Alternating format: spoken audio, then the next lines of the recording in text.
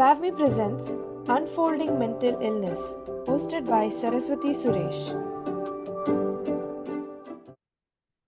Hello everyone, I'm Saraswathi Suresh, the founder of FAVMI, Family's Voice for Mental Illness, and it's the Mumbai chapter of FAVMI India, which is the Families Alliance for Mental Illness. I also have my founder member, Dr. Sachin Ganorkar, with me. We are starting off with our podcast series, and today on World Mental Health Day, we are starting with our first episode. We have with us Dr. Nirmala Srinivasan. Nirmala Srinivasan is also the founder of FAVMI. She is an academician, a PhD in social sciences from JNU, an Ashoka Fellow, and most importantly, a family care. She has been in the expert committees of ministries in the central government, and presently she is in the Karnataka Advisory Disability Group, which is comes under the Rights of Persons with Disability. Welcome, Dr. Nirmala ma'am, and it's absolutely a pleasure to have you on. Thank you, Saraswati. Thank you, Sachin. It's equally my pleasure, a delightful opportunity to greet you all on World Mental Health Day, greet the members of FAVMI Mumbai, the FAVMI Mumbai, which comes to me very easily. And it's a pleasure to have this event by you all launching this with me. I think it's my honor. So many carers from this group as well as others are going to be part of this, I hope. Yes, Saraswati, I know that it's a day. Usually they celebrate events. But in this World Mental Health Day, I don't know whether you want to celebrate it or you want to observe it. That's always been a puzzle with me. Go ahead, please. I'm very happy. There's something I want to share with you on a personal note, ma'am, is that, you're an absolute inspiration to all of us. And what one learns from you is that, how you can defy age. It's not a number, and you can work, towards. Thank you. So honestly, and it's actually it's a pleasure. I don't know words to tell you what it means to all of us. Thank you so much. I'm very touched. It's both mutual, inspiration all over. Sometimes inspiration comes from various things in life. And probably the most powerful are all when we share pain. True. It's not just pain. We share, it's not, I don't want to be on a negative note. We share some unique and special experiences. True. Which cannot be judged and should not be judged. And okay. That is the bonding, which makes this group, this new community, inspiring each other. Saraswati, thank you so much. So, as ma'am, you're aware that today being a World Mental Health Day, and the theme of 2023 is that World Mental Health is a universal human right. What do you understand by this? Well, it's. I like your question, first of all. Okay. And so do I like the theme. The theme is something we keep hearing. It's not something which makes us raise our eyebrows. It's very simple. But as you know, what is simple is most challenging. Like, what shall I say? Like peeling the onion layers. Onion is such a simple, humble vegetable taken for granted. Yes. And all over, it's a universal commodity used by communities across the world, irrespective of color, creed, caste, whatever you say. But when you start peeling the layers, not only it is so powerful to challenge you to drop a few tears, but you go on discovering newer and newer things. And then that is how this statement is to me. Actually, it's a very simple statement, as I said. But then when you peel the layers, start dissecting or analyzing each word in the statement, it says mental health is a universal human right. Now, mental health obviously doesn't seem so obvious as we think. Mental health means health of the mind or the brain. And again, there is a debate, what is brain, what is, I mean, we are not going into debates. I'm just going to interpret as it seems to me. Okay. Now, when we talk about human rights, immediately what people think is the Universal Declaration of Human Rights. That's what immediate comes, that is post-World War thing which happened with the UN initiative. But surprisingly, because of this exercise, because of this event, I went through it. And not one section in it expressed the word mental. Even healthcare rights is incidentally mentioned. Unless I'm wrong, maybe I missed it. You've just complimented me on my age, but I can always hide behind the excuse of age, even if I missed it. But I don't think it is there. Then I was worried. My God, why are people talking about universal mental health and declaration? I said something is wrong. Then I thought, why not I look into WHO definition of health? And there you go. It's absolutely super. I think it's a classical statement. Of course, this statement, it says, if you permit me to read, WHO's definition of health is as physical, social, mental wellness. It's well-being, not just physical, social, but mental. Underline that. And that is of very important, relevant for us today. It is not just absence of illness. It is also the presence of wellness. Oh, okay. And that is multidimensional. Illness, wellness, physical. Illness, wellness, social. You might wonder what is social illness. Maybe you can look at poverty as social illness. Correct. Or other disabilities, whatever it is. Mm-hmm. So illness, wellness dichotomy, it's polarized. The state of a human being is polarized.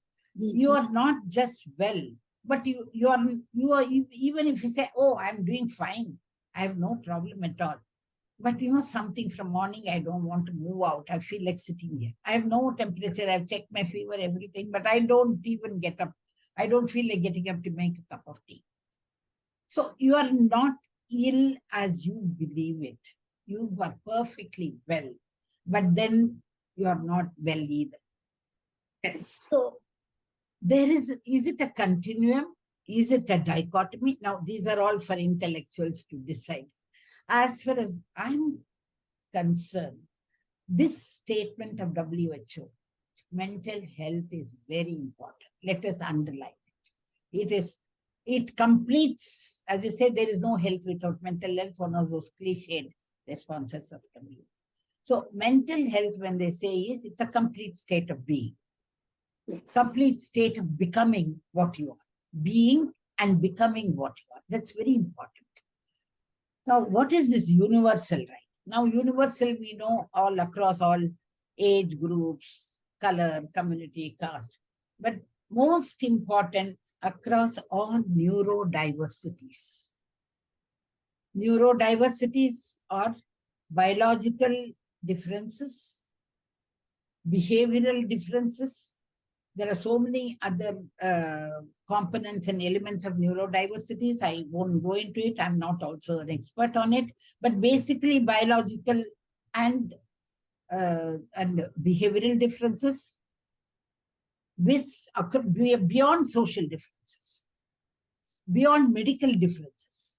So biological, neurodiversity. So universal should also include neurodiversities. So mental health has to become and declared a right for all people across all differences. Differences doesn't mean deficits. We are all equal. And it's a human right. But why? Because Saraswati, as you know, until recently, I remember even in my own family, of course, my family, my mother was not well. Now, when I say mother was not well, while some of the members of the family, it was a huge joint family. Some members used to treat her as my mother or the wife of so-and-so and the second daughter-in-law in the family, so on. There are other widowed aunts who used to just keep the plate of food near the door and push it inside the door. What does it mean? Can you do it for a human being? I used to stand out like a little outside with my running rose with the pavadai and blouse, those typical Tamil. And used to wonder why they are pushing the plate inside. Subhuman treatment. They are not human beings. This is the biggest flaw. That is why it says universal human right. Universal across all differences, neurodiversities, deficits. All are human beings. No Nobody differentiation, discrimination. Nobody is subpara. And surprisingly, to my greatest satisfaction, because I was initially disillusioned with this Universal Declaration of Rights, but Article 7 says all are persons before, equal person before law. So the Declaration of Human Rights has restored the personhood to everybody before law. I'm saying before everything. Equality of personhood in your garden, in the office, in the movie place where you are going, everywhere. Everywhere. Absolutely. Everywhere. That is drive. Everywhere. This is what I like to say. It doesn't mean subhuman status. And this is very, very important for us. So this summing up, right to mental health is to be guaranteed to all human beings, despite differences, as a universal right. And it is the pride of India. Let us start. I mean, let me definitely mention this, that we have made it a legal right. Mental health, accessing. It's India's pride and our pride. We have made it a right, which is many other countries took years to do it. I'm told that the US took 40 years to get insurance rights for persons with mental illness, whereas we took about 4 to 5 years. Of course, we have learned from the experiences of the others. And so this is very important. Pride of India, the two legislations, Mental Health Care Act and Rights of Persons with Disabilities Act, it restores dignity of personhood. Today, nobody dare push a plate of food inside. They may still be doing it. Exactly. But it's still... But it is noticed. Maybe out of the 10 people who do it, one will notice it and raise an objection. So that sensitivity has happened. So hope I've answered your question. Yes, you have. And illness and wellness, I think that's it's an amazing concept which you have brought us. Thank you, Saraswati. Ma'am, you have been, the last more than 2 decades, you have been in the space of advocacy for mental illness. You've been mobilizing efforts also, for this cause. What do you think today, as of today, are the pressing challenges which, the family carer or the person with mental illness or the doctors with respect to human rights are facing in this country? So it's a very complex question. Yeah. It's not as simple as the World Mental Health Team. Yes. With respect to human rights, you brought in, first of all, do we think, most of us, especially in India, I mean, human rights exposure to the West is far ahead of us. So many lobbies and other things. And so I'm talking only about India. And do we think in the, what do you call, rights-based thinking? Do we have that attitude? Do we think in terms of the idioms of right? It's that person's right to privacy. Do we think at all for a moment? When we discuss the problems challenges as family members, you and I face, about due to the mental illness of loved ones in the family, we discuss in various lobbies, and these days there are several groups. We don't know which group we belong to, but we have the same story everywhere. So at the end of the day, I know what is your story, her story, my story, sort of all stories, all narratives are just the same. But when we narrate, do we realize this person who doesn't know about whom we are talking, what would their right to privacy? Forget about right to treatment, right to accessing health. When the And this is more important in mental health because of the stigmatizing attributes that it has. Yes. Starting with self-stigma of the person himself. True. Even the person with mental illness suffer from high self-stigma. We don't even think of it. When they say they don't want to go for a haircut to the salon, I may rather have a haircut, whatever we can manage it. Why? Because of self-stigma. Crossing the road, going to the stair and sitting in the barber chair. The barber may not even ask the person what style you want, whereas he will ask the person next door, because immediately the sense of discrimination. It happened in one case. The barber showed the mirror to the client in the next chair, or whatever you call that chair. You know, though you have those high chairs in salons. Yes. And never asked this person what you want. Just started straight away. Never gave a choice. And that intensifies self-stigma. Why? Because I'm mentally ill. Now, when this kind of ecosystem is there, where is the scope for people to think in terms of rights? That to family being. First and foremost, Saraswati, the awareness that it is an illness, it can be treated. There are medicines, there are doctors, there are paramedical support systems, therapies, all those other attributes and accessories, whatever you want. Those things. Where is the question of things that nobody knows? Nobody is aware of it. So lack of awareness is a very deplorable thing. It's appalling sometimes. Like you said, PhD. There are PhDs and PhDs in families. This is hardly anybody knows. Even if they know, the higher this is my the more the education standards in the family, higher is the intensity of stigma. Because higher is the expectation from the person, greater is the disillusionment, and therefore social isolation, and higher is the degree of stigma. You can even work it out as a mathematical equation. So this awareness becomes too much of an issue. And with awareness and stigma, that's enough. And this being one of the very big things, and I don't think I confronted stigma as such, because I always believe make a non-issue of things which is beyond you. Let's not, to me now, the media is so powerful. Use the media for positive messages rather than going on harping on stigma and stigma and stigma. Stigma is a non-issue in India today. Let us start with that. It may be a hypothesis, but let it become a working hypothesis. We don't even have working hypothesis. We only have findings and conclusions and statistics. Where is a working hypothesis for us to move ahead? There is nothing. Sorry, I'm staying away.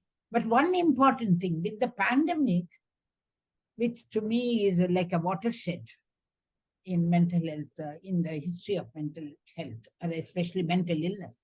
I'm focusing now more on mental illness than wellness, because World Mental Health Day, priority is for those who are ill. Let's not marginalize. And that's where the pandemic is done. While it has drawn the spotlight on mental health as such, how important it is for the wellness of the being, as WHO defined it. At the same time, it had by sort of this whole thing on mental health, the attention on mental health, the pandemic literally exploded. It's an explosive kind of a thing on mental health. The exposure was explosive, if I can use that. The exposure, suddenly, people just, what is this mental health? Yeah. People started confronting that there is something that they were not even aware of, or willing to wish it away, or denying. So suddenly that confrontation may not be open. Confrontation may be very confidential, very secretive, even within the family, not open and distant. But one step, yes. But while that happened, it also, there is mental health all over, but mental illness got marginalized. And mental health got vulgarized, if such a word can be used at all. Vulgarization of mental health means anything and everything becomes vulgar. Somebody sits and cries for a couple of hours, it can be depression. What exactly is depression? Is that depression just because you cried, somebody is admitted for a pandemic and you keep crying for 2-3 days, there is no oxygen cylinder even around. Is that clinical depression? So this sort of questions got blurred. The line between mental health and mental illness, as a result, people during the pandemic, our PMI suffered a lot. There were no OPD clinics opened. I remember one of our members used to go to 2-3 houses to share the medicines he had in his stock with other families. Even though the pharmacies were asked to be open, these psychiatric drugs were not there. It was tough. So never mix up mental health and mental illness to the degree where both merge with each other, blurring the needs and special requirements and unique needs of person with mental illness. This is what happened, and it continues so much that there are absolutely no standards, standardization, deplorable lack of standards in therapy, standard in definitions. Who is a clinical therapist, who is a psychotherapist? Can we do hypnosis on a person suffering from schizophrenia? All this, no standard. This is another major drawback. And most importantly, what exactly do you mean? The challenges now today, is there ease of treatment? Our Prime Minister is very fond of this word, ease of business transactions, ease of negotiations. I love that. Is there ease of treatment for us? Can people access good, wholesome mental health treatment? Affordable, accessible. I'm not saying private sector is better than, I'm not passing any judgment. It's very tough. Ease of treatment is not happening. Secondly, family care doesn't get any recognition. Again and again, as I said, the cliched way of thinking, that we haven't changed. Country has changed. Technology has changed. The changes are not just social, but sociological. When I say social, give an example, urbanization. Villages are getting emptied, people migrate. So do we continue to invest in rural health as to the degree that is required? Do we invest more or less? People are migrating to urban centers. Not just migration, but who is migrating? That is sociological understanding of changes. The middle class is migrating, not just the immigrant labor in the peripheries of the town. What are the needs of the middle class? What are the needs of the... Now, these kind of new way of thinking alone can bring about an ease of treatment. So the treatment is available. It's all very interrelated, very complex, but I hope I've made myself clear. Absolutely. There is, yes, community facilities, investing in communities, community rehabilitation, community care. How will it help the migrant middle class family? I mean, most of them still remain stranger to the local communities. They may take time. These kind of new changes have to be factored into mental health policy, mental health programs, whether it's private sector or public sector. I think these are very, very important. Ease of treatment and others. So I hope somewhat you got an answer. Yes, yes. Just to sum up, you said how a person is not discriminated and treated like a normal human being. Yes. The difference between mental health and mental illness, the ease of treatment, which is, and looking at the causes of the family carers, their stories are being untold right now. And also community. I think,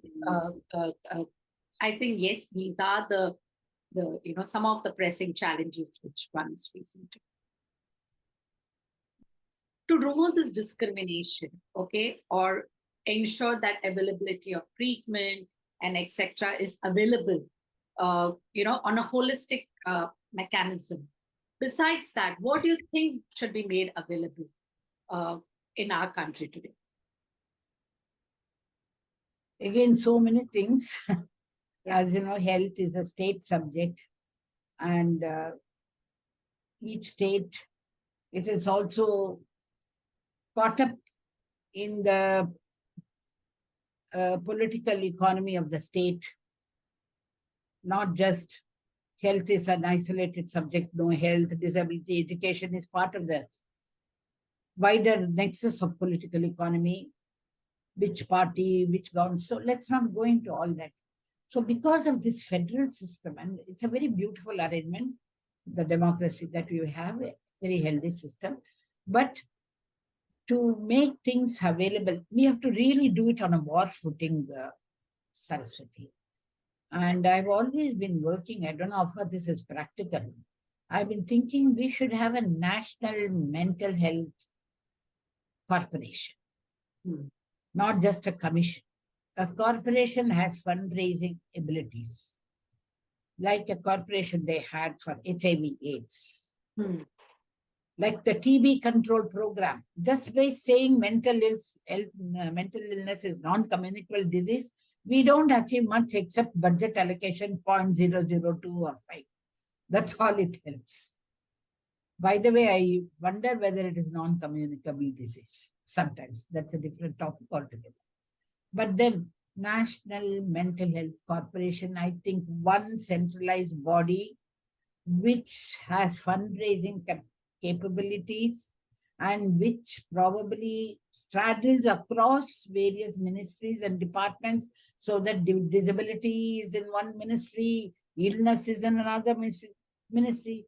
The PMI has to go to one ministry for medical certificate, another one for disability certificate, a third one for insurance policy. I mean, it's impossible. We should consult for, at least for persons with mental illness, because of the nature of the illness itself. I'm not asking anything on grounds of compassion, sympathy, empathy, all that comes later. We can't afford. Those are luxuries. Emotion right now is a luxury for us. Let us just plan to have a national mental health corporation where family care will get its due recognition and support, financial support, funding support, so that the central government and the Ministry of Health alone is not burdened with all the responsibilities that is happening now. I've just summed it up. I can't think beyond this at this stage. I think I've answered your question. Just to sum up, ma'am, what would be your last few words today at Mental Health Day?